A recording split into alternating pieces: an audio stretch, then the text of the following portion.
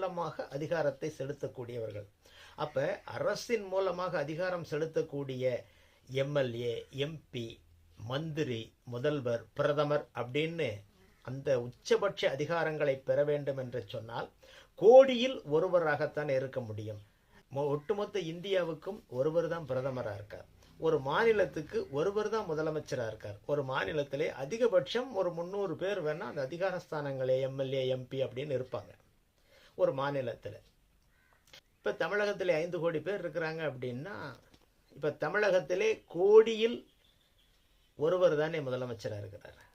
அப்போ கோடியில் ஒருவருக்கு இருக்கக்கூடிய யோகம் அப்படின்னா அந்த யோகம் எவ்வளவு ஒரு உயர்ந்ததாக உன்னதமாக இருக்க வேண்டும். அப்படி இருக்கிறவங்க தான் அந்த பதவிக்கு வர முடியும். இப்போ அரச யோகம் அப்படின்னு சொன்னால் அந்த அரச வீடுகள்னு சொல்லக்கூடிய கடகம், சிம்மம் ரொம்ப ரொம்ப நல்லா இருக்கணும், பழுதுபடாமல் பங்கப்படாமல் இருக்கணும். அதே நேரத்தில் அதுக்கடுத்து அதிகாரத்தை சொல்லக்கூடிய கோடியில் ஒருவருக்கு இருக்கக்கூடிய யோகம் தான் ராஜயோகம். இப்போ ராஜயோகம் அப்படின்னா முதல்ல என்ன? இப்போ ராஜாக்கள் என்பவர்கள் யார்? அதிகாரத்தை செலுத்தக்கூடியவர்கள், அரசிலிருந்து அரசின் மூலமாக அதிகாரத்தை செலுத்தக்கூடியவர்கள். அப்போ அரசின் மூலமாக அதிகாரம் செலுத்தக்கூடிய எம்எல்ஏ, எம்பி, மந்திரி, முதல்வர், பிரதமர் அப்படின்னு அந்த உச்சபட்ச அதிகாரங்களை பெற வேண்டும் என்று சொன்னால் கோடியில் ஒருவராகத்தான் இருக்க முடியும்.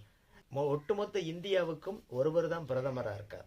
ஒரு மாநிலத்துக்கு ஒருவர் தான் முதலமைச்சராக இருக்கார். ஒரு மாநிலத்திலே அதிகபட்சம் ஒரு 300 பேர் வேணா அந்த அதிகார ஸ்தானங்களே எம்எல்ஏ, எம்பி அப்படின்னு இருப்பாங்க ஒரு மாநிலத்தில்.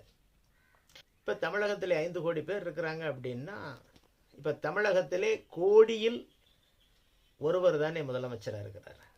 அப்போ கோடியில் ஒருவருக்கு இருக்கக்கூடிய யோகம் அப்படின்னா அந்த யோகம் எவ்வளவு ஒரு உயர்ந்ததாக உன்னதமாக இருக்க வேண்டும். அப்படி இருக்கிறவங்க தான் அந்த பதவி